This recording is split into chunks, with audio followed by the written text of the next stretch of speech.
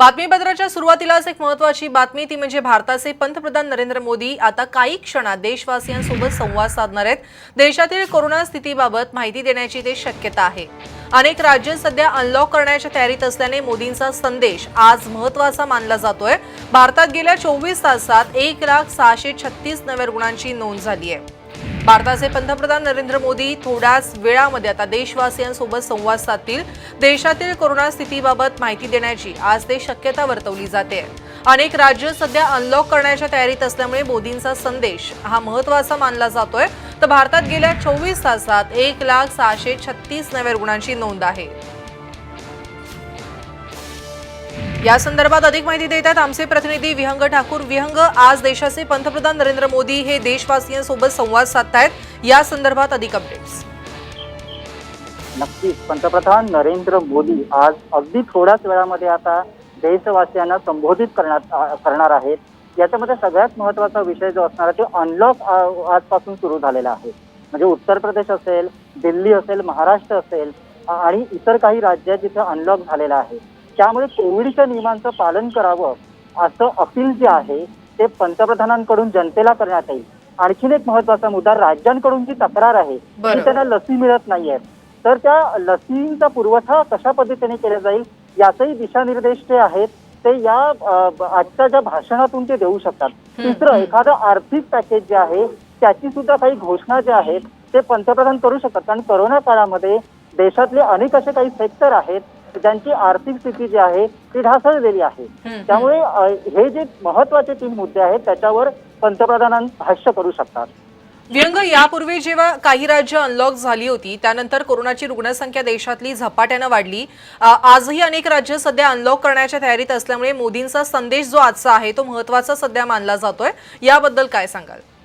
नक्कीच बघा, आता आपण गेल्या 10 दिवसांपूर्वी जेव्हा बघत होतो तेव्हा जी संक्रमणाची पातळी आहे ती दररोज जर पाहिलं तर 1.5 लाखाच्या वर जे आहे ते आकडे येत होते। आजच्या दिवसाचा आकडा जर तुम्ही बघितला तर तो 1 लाखाच्या आसपास आहे, म्हणजे 1 लाख आणि त्याच्या वरचे काही आकडे। तर या स्थितीमध्ये म्हणजे संक्रमण दर जो आहे तो कमी होतोय। अशा स्थितीमध्ये तो पुन्हा संक्रमण वाढू नये, कारण 3ऱ्या लाटेची शक्यता व्यक्त केलेली आहे अनलॉक नंतर।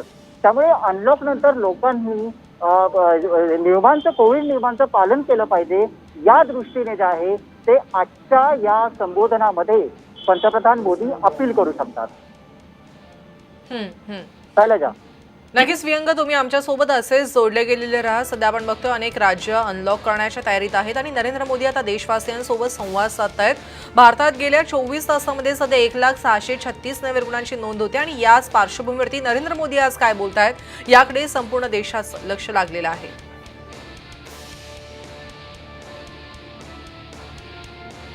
देशाचे पंतप्रधान नरेंद्र मोदी आता देशाला संबोधित करतात। देशातील अनेक राज्य हे अनलॉकच्या दिशेने आहेत। मागच्या वेळी जेव्हा काही राज्यांचं अनलॉक झालं होतं तेव्हा कोरोना रुग्णसंख्या अशीच वाढली होती आणि आता देशाचे पंतप्रधान हे लाईव्ह आलेले आहे, देशवासियांसोबत ते संवाद साधतायत। कोरोना की दूसरी वेव से हम भारतवासियों की लड़ाई। मेरे प्यारे देशवासियों, नमस्कार। दुनिया के अनेक देशों की तरह कोरोना की दूसरी वेव और दूसरी वेव से हम भारतवासियों की लड़ाई जारी है।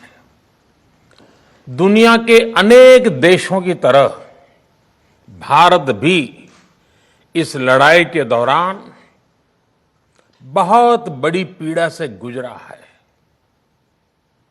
हम में से कई लोगों ने अपने परिजनों को, अपने परिचितों को खोया है।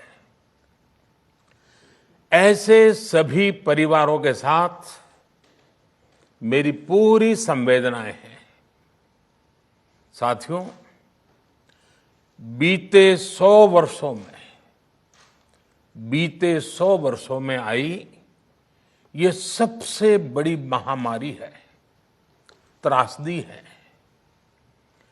इस तरह की महामारी आधुनिक विश्व ने न देखी थी न अनुभव की थी।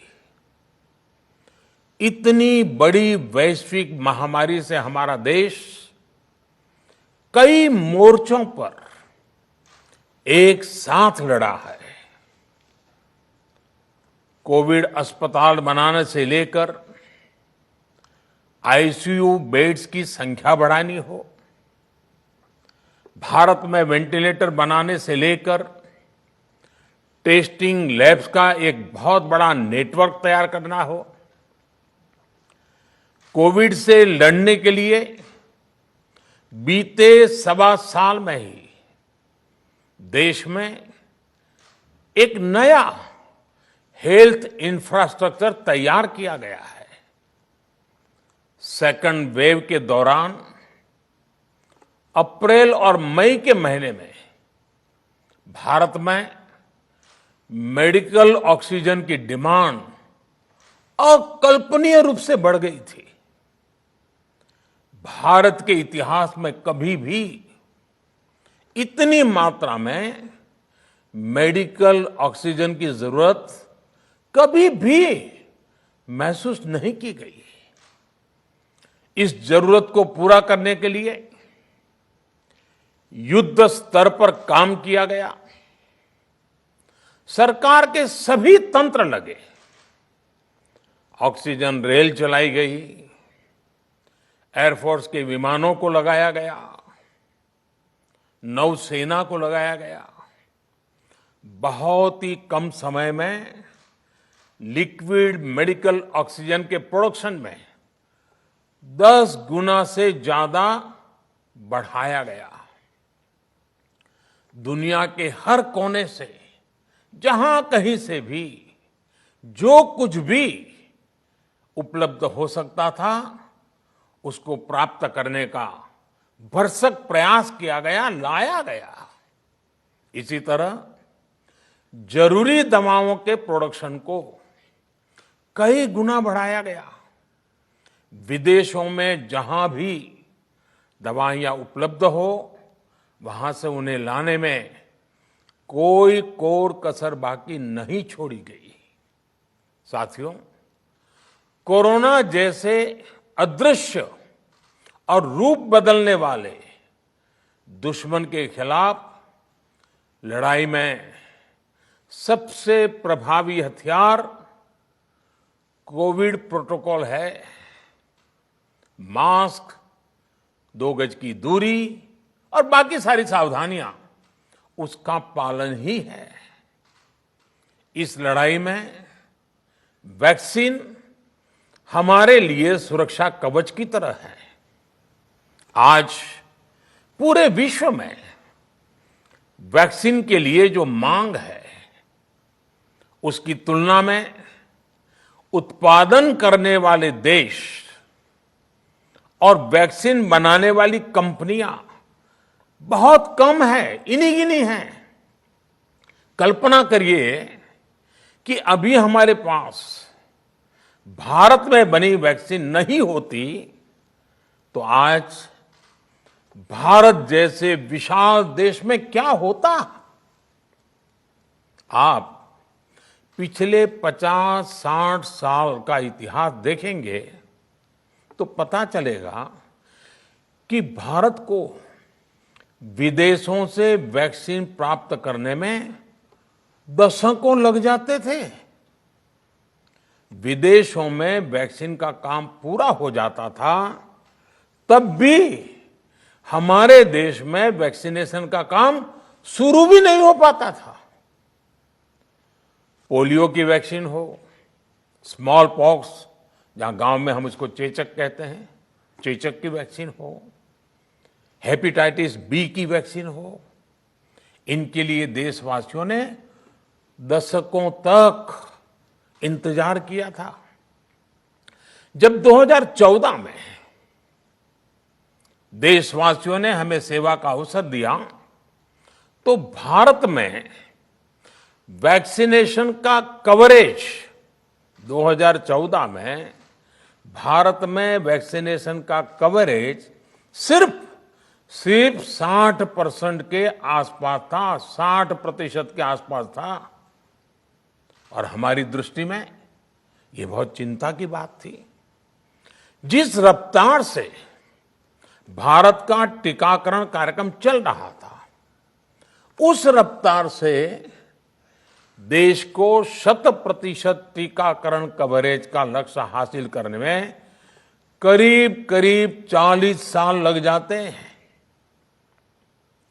हमने इस समस्या के समाधान के लिए मिशन इंद्रधनुष को लॉन्च किया। हमने तय किया कि मिशन इंद्रधनुष के माध्यम से युद्ध स्तर पर वैक्सीनेशन किया जाएगा और देश में जिसको भी वैक्सीनेशन की जरूरत है उसे वैक्सीन देने का प्रयास होगा। हमने मिशन मोड में काम किया और सिर्फ 5-6 साल में ही वैक्सीनेशन कवरेज 60% से बढ़कर 90% से भी ज्यादा हो गई। 60 से 90, यानी हमने वैक्सीनेशन की स्पीड भी बढ़ाई और दायरा भी बढ़ाया। हमने बच्चों को कई जानलेवा बीमारियों से बचाने के लिए कई नए टीकों का भी भारत के टीकाकरण अभियान का हिस्सा बना दिया। हमने इसलिए किया क्योंकि हमें हमारे देश के बच्चों की चिंता थी, गरीब की चिंता थी, गरीब के उन बच्चों की चिंता थी जिन्हें कभी टीका लग ही नहीं पाता था। हम 100% टीकाकरण कवरेज की तरफ बढ़ रहे थे कि कोरोना वायरस ने हमें घेर लिया। देश ही नहीं, दुनिया के सामने फिर पुरानी आशंकाएं घिरने लगी कि अब भारत कैसे इतनी बड़ी आबादी को बचा पाएगा। लेकिन साथियों, जब नीयत साफ होती है, नीति स्पष्ट होती है, निरंतर परिश्रम होता है तो नतीजे भी मिलते हैं। हर आशंका को दरकिनार करके भारत ने 1 साल के भीतर ही एक नहीं बल्कि 2 made in India vaccine launch कर दी। हमारे देश ने, देश के वैज्ञानिकों ने ये दिखा दिया कि भारत बड़े बड़े देशों से पीछे नहीं है। आज जब मैं आपसे बात कर रहा हूं तो देश में 23 करोड़ से ज्यादा वैक्सीन की डोज दी जा चुकी है। 23 करोड़।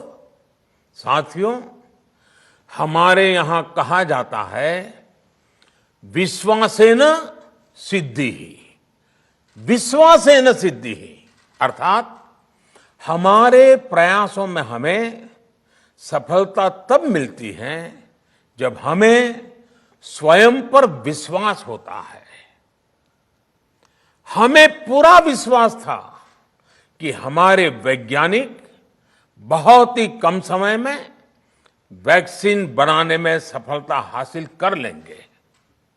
इसी विश्वास के चलते जब हमारे वैज्ञानिक अपना रिसर्च वर्क कर ही रहे थे, तभी हमने लॉजिस्टिक्स और दूसरी तैयारियां शुरू कर दी थी।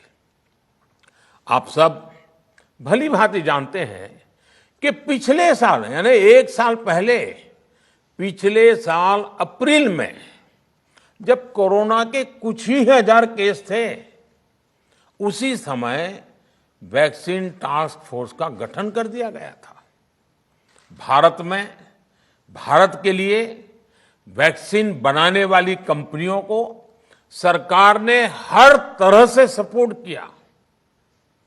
वैक्सीन निर्माताओं को क्लिनिकल ट्रायल में मदद की गई। रिसर्च और डेवलपमेंट के लिए जरूरी फंड दिया गया। हर स्तर पर सरकार उनके साथ कंधे से कंधा मिलाकर चली। आत्मनिर्भर भारत पैकेज के तहत मिशन कोविड सुरक्षा के माध्यम से भी उन्हें हजारों करोड़ रुपए उपलब्ध कराए गए। पिछले काफी समय से देश लगातार जो प्रयास और परिश्रम कर रहा है, उससे आने वाले दिनों में वैक्सीन की सप्लाई और भी ज्यादा बढ़ने वाली है। आज देश में 7 कंपनियां विभिन्न प्रकार की वैक्सीन का प्रोडक्शन कर रही है। 3 और वैक्सीन का ट्रायल भी एडवांस स्टेज पे चल रहा है। वैक्सीन की उपलब्धता बढ़ाने के लिए दूसरे देशों की कंपनियों से भी वैक्सीन खरीदने की प्रक्रिया को तेज किया गया है। इधर हाल के दिनों में कुछ एक्सपर्ट्स द्वारा हमारे बच्चों को लेकर भी चिंता जताई गई है। इस दिशा में भी 2 वैक्सीन का ट्रायल तेजी से चल रहा है। इसके अलावा अभी देश में एक नेजल वैक्सीन पर भी रिसर्च जारी है। इसे सिरिंज से न देकर नाक में स्प्रे किया जाएगा। देश को अगर निकट भविष्य में इस वैक्सीन पर सफलता मिलती है तो इससे भारत के वैक्सीन अभियान में और ज्यादा तेजी आएगी। साथियों, इतने कम समय में वैक्सीन बनाना अपने आप में पूरी मानवता के लिए बहुत बड़ी उपलब्धि है, लेकिन इसकी अपनी सीमाएं भी हैं। वैक्सीन बनने के बाद भी दुनिया के बहुत कम देशों में वैक्सीनेशन प्रारंभ हुआ और ज्यादातर समृद्ध देशों में ही शुरू हुआ। WHO ने वैक्सीनेशन को लेकर गाइडलाइंस दी।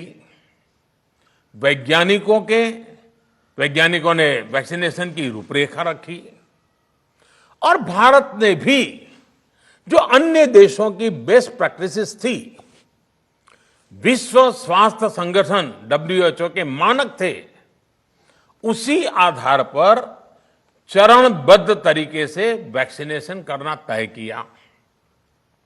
केंद्र सरकार ने मुख्यमंत्रियों के साथ हुई अनेकों बैठकों से जो सुझाव मिले, संसद के विभिन्न दलों के साथियों द्वारा जो सुझाव मिले, उसका भी पूरा ध्यान रखा। इसके बाद ही ये तय हुआ कि जिन्हें कोरोना से ज्यादा खतरा है उन्हें प्राथमिकता दी जाएगी। इसलिए ही हेल्थ वर्कर्स, फ्रंटलाइन वर्कर्स, 60 वर्ष की आयु से ज्यादा के नागरिक, बीमारियों से ग्रसित 45 वर्ष से ज्यादा आयु के नागरिक, इन सभी को वैक्सीन पहले लगनी शुरू हुई है।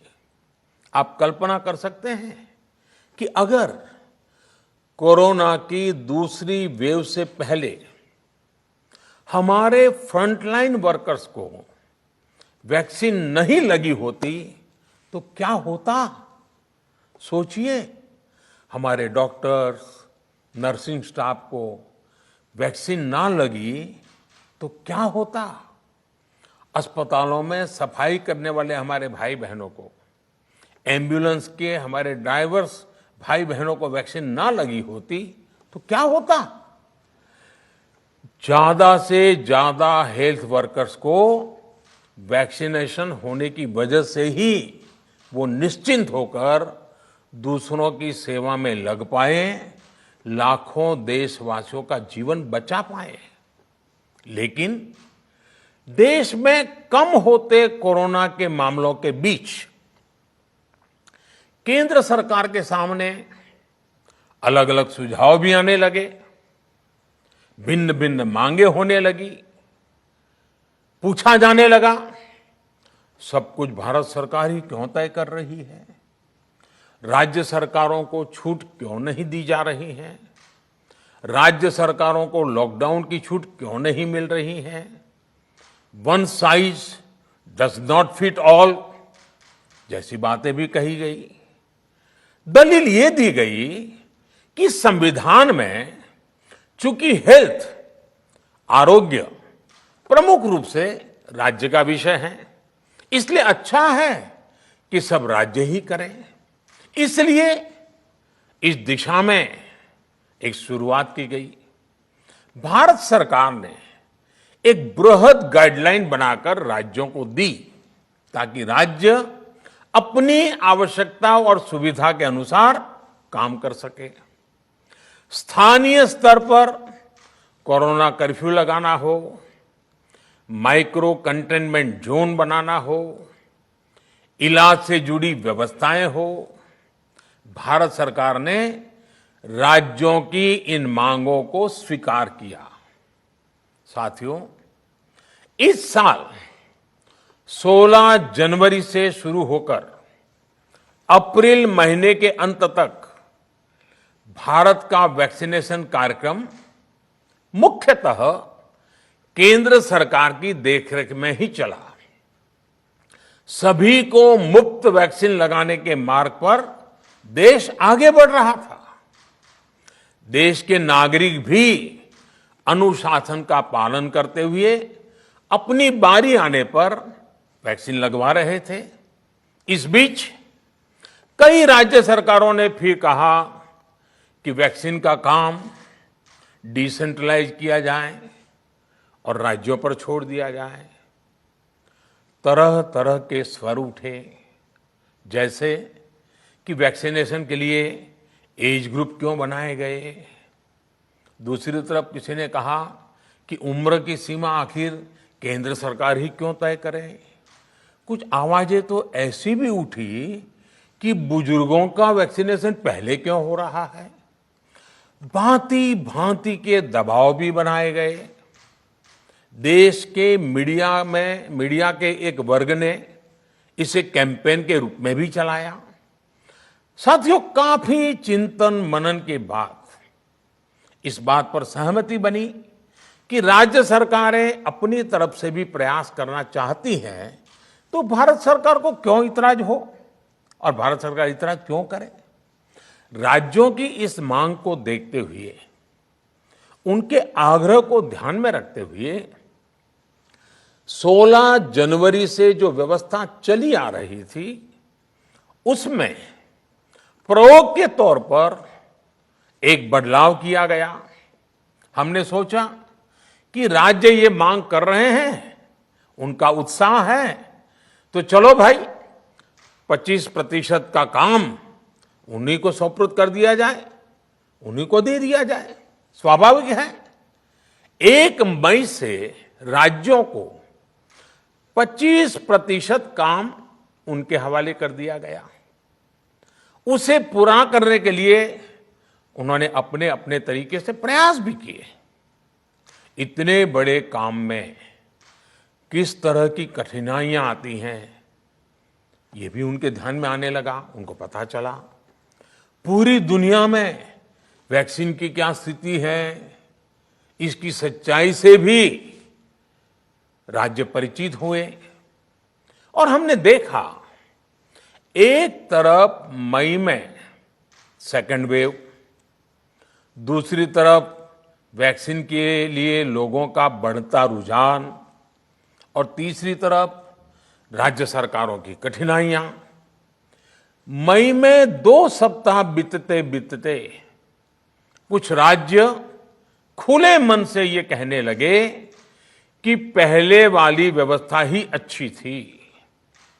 धीरे धीरे इसमें कई राज्य सरकारें जुड़ती चली गई। वैक्सीन का काम राज्यों पर छोड़ा जाए। जो इसकी वकालत कर रहे थे, उनके विचार भी बदलने लगे। एक अच्छी बात रही कि समय रहते राज्य पुनर्विचार की मांग के साथ फिर आगे आए। राज्यों की इस मांग पर हमने भी सोचा कि देशवासियों को तकलीफ ना हो, सुचारू रूप से उनका वैक्सीनेशन हो। इसके लिए 1 मई के पहले वाली, यानी 1 मई के पहले 16 जनवरी से अप्रैल अंत तक जो व्यवस्था थी, पहले वाली पुरानी व्यवस्था को फिर से लागू किया जाए। साथियों, आज ये निर्णय लिया गया है कि राज्यों के पास वैक्सीनेशन से जुड़ा जो 25% काम था, उसकी जिम्मेदारी भी भारत सरकार उठाएगी। ये व्यवस्था आने वाले 2 सप्ताह में लागू की जाएगी। इन 2 सप्ताह में केंद्र और राज्य सरकारें मिलकर नई गाइडलाइंस के अनुसार आवश्यक तैयारी कर लेगी। संयोग है कि 2 सप्ताह बाद 21 जून अंतर्राष्ट्रीय योग दिवस भी है। 21 जून सोमवार से देश के हर राज्य में 18 वर्ष से ऊपर की उम्र के सभी नागरिकों के लिए भारत सरकार राज्यों को मुफ्त वैक्सीन मुहैया कराएगी। वैक्सीन निर्माताओं से कुल वैक्सीन उत्पादन का 75% हिस्सा भारत सरकार खुद ही खरीदकर राज्य सरकारों को मुफ्त देगी। यानी देश की किसी भी राज्य सरकार को वैक्सीन पर कुछ भी खर्च नहीं करना होगा। अब तक देश के करोड़ों लोगों को मुफ्त वैक्सीन मिली है। अब 18 वर्ष की आयु के लोग भी इसमें जुड़ जाएंगे। सभी देशवासियों के लिए भारत सरकार ही मुफ्त वैक्सीन उपलब्ध करवाएगी। गरीब हो, निम्न मध्यम वर्ग हो, मध्यम वर्ग हो या फिर उच्च वर्ग, भारत सरकार के अभियान में मुफ्त वैक्सीन ही लगाई जाएगी। हां, जो व्यक्ति मुफ्त में वैक्सीन नहीं लगवाना चाहते, प्राइवेट अस्पताल में वैक्सीन लगवाना चाहते हैं, उनका भी ध्यान रखा गया है। देश में बन रही वैक्सीन में से 25% प्राइवेट सेक्टर के अस्पताल सीधे ले पाए, ये व्यवस्था जारी रहेगी। प्राइवेट अस्पताल वैक्सीन की निर्धारित कीमत के उपरांत एक डोज पर अधिकतम 150 रुपये ही सर्विस चार्ज ले सकेंगे। इसकी निगरानी करने का काम राज्य सरकारों के पास ही रहेगा। साथियों, हमारे शास्त्रों में कहा गया है, प्राप्य आपदम न व्यथते कदाचित, उद्योगम अनु इच्छति चा प्रमत्तः। अर्थात विजेता आपदा आने पर उससे परेशान होकर हार नहीं मानते, बल्कि उद्यम करते हैं, परिश्रम करते हैं और परिस्थिति पर जीत हासिल करते हैं। कोरोना से लड़ाई में 130 करोड़ से अधिक भारतीयों ने अभी तक की यात्रा आपसी सहयोग, दिन रात मेहनत करके तय की है। आगे भी हमारा रास्ता हमारे श्रम और सहयोग से ही मजबूत होगा। हम वैक्सीन प्राप्त करने की गति भी बढ़ाएंगे और वैक्सीनेशन अभियान को भी और गति देंगे। हमें याद रखना है कि भारत में वैक्सीनेशन की रफ्तार आज भी दुनिया में बहुत तेज है, अनेक विकसित देशों से भी तेज है। हमने जो टेक्नोलॉजी प्लेटफॉर्म बनाया है, कोविन, उसकी भी पूरी दुनिया में चर्चा हो रही है। अनेक देशों ने भारत के इस प्लेटफॉर्म को इस्तेमाल करने में रुचि भी दिखाई है।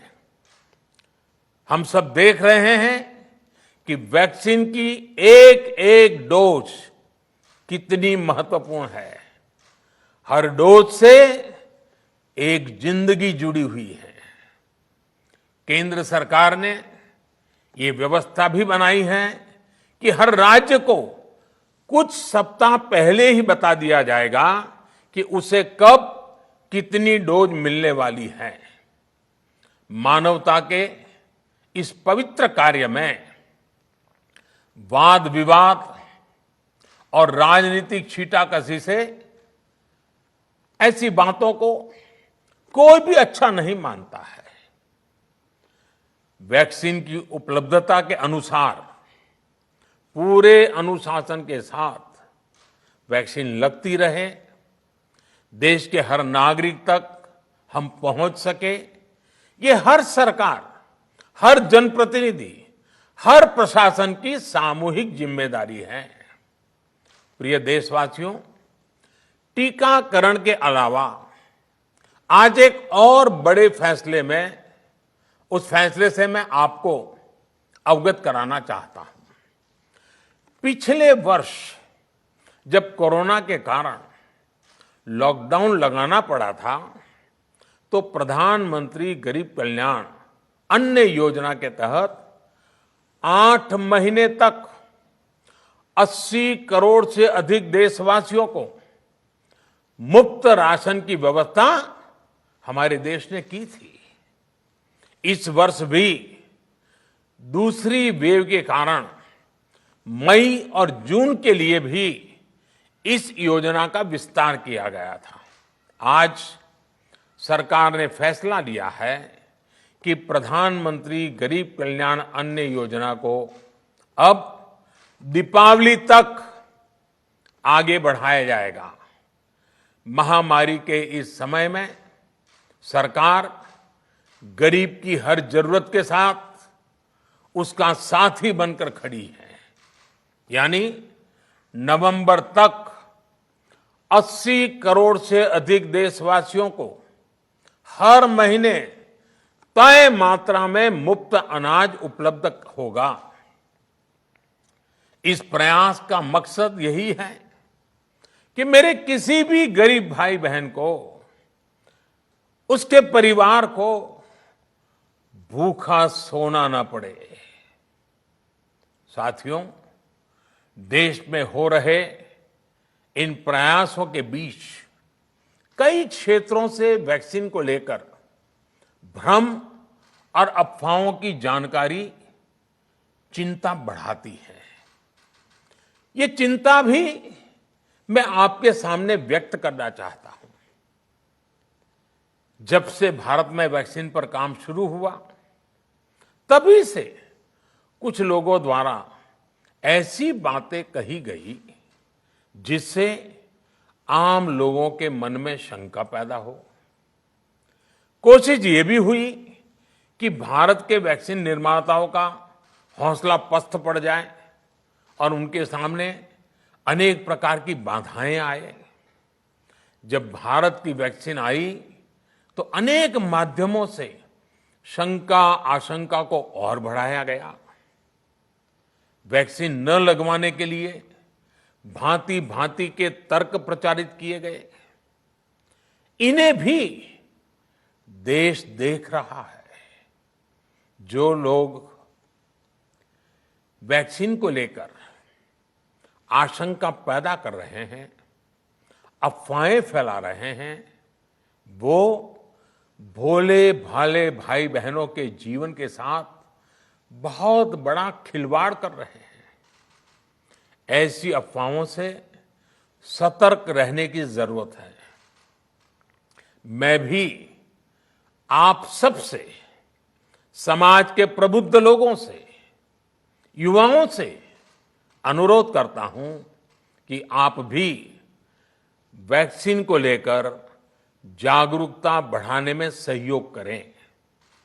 अभी कई जगहों पर कोरोना कर्फ्यू में ढील दी जा रही है, लेकिन इसका मतलब ये नहीं कि हमारे बीच से कोरोना चला गया है। हमें सावधान भी रहना है और कोरोना से बचाव के नियमों का भी सख्ती से पालन करते रहना है। मुझे पूरा विश्वास है हम सब कोरोना से इस जंग में जीतेंगे, भारत कोरोना से जीतेगा।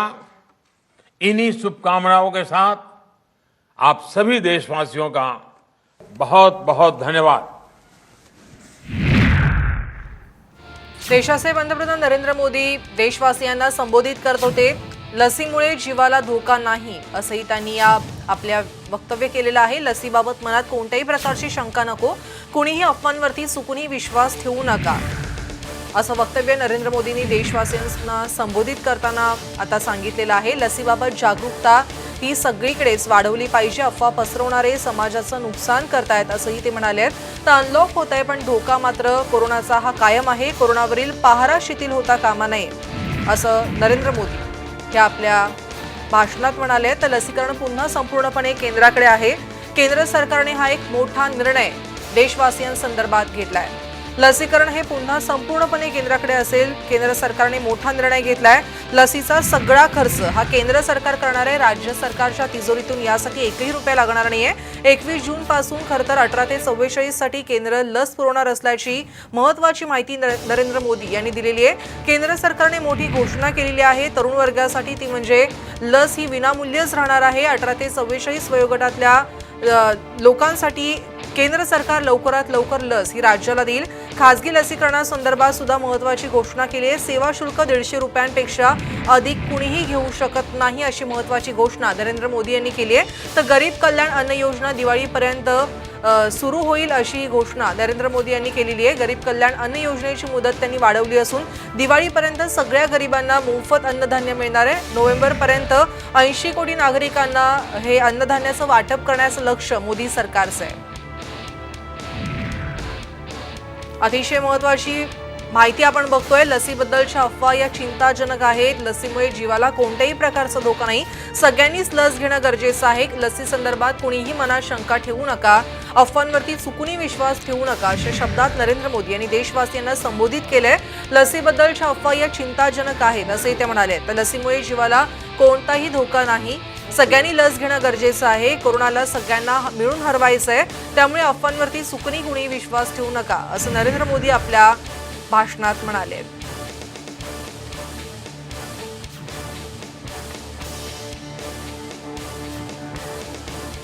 आज बातमीच्या बुलेटिनमध्ये घेतो एक छोटासा ब्रेक। कुठेही जाऊ नका, पाहत राहा साम टीव्ही।